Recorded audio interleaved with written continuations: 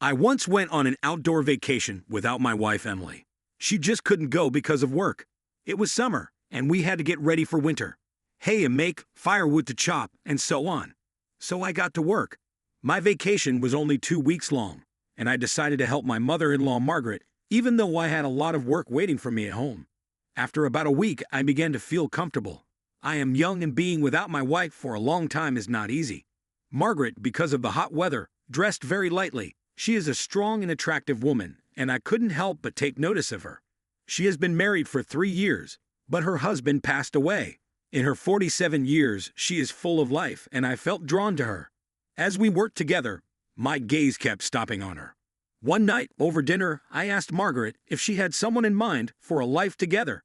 She sighed and said there were no suitable men in the village. If there were, she would have found someone by now. She admitted that she didn't want to spend the rest of her life alone. We drank some more, and the conversation became quite frank. I don't know what came over us, but the next morning we woke up in the same bed together. We didn't talk about what had happened. We just had breakfast and went back to work. In the evening, we went to the sauna, and everything happened again.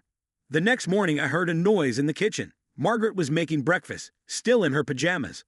I walked in and saw her trying to get a box out of the upper cabinet. It was difficult for her because of her height. I stepped forward to help, but she wouldn't budge. Suddenly, she was between me and the sink. Our eyes met, and before I knew it, she had grabbed me, and we were side by side again. Over the next few days, Margaret and I found a common rhythm. We called Emily, who still couldn't take time off work. However, Margaret and I were not saddened by her absence. In fact, we found joy in each other's company. The vacation flew by, and I even got used to the routine. When it was time to leave, I looked at Margaret and realized how young and vibrant she still was. She brushed away a tear and told me to come back soon, that she would be waiting for me. I knew I would come back because we had become so much closer. As I drove away, I never ceased to marvel at how life had taken such an unexpected turn. The village, the job, Margaret.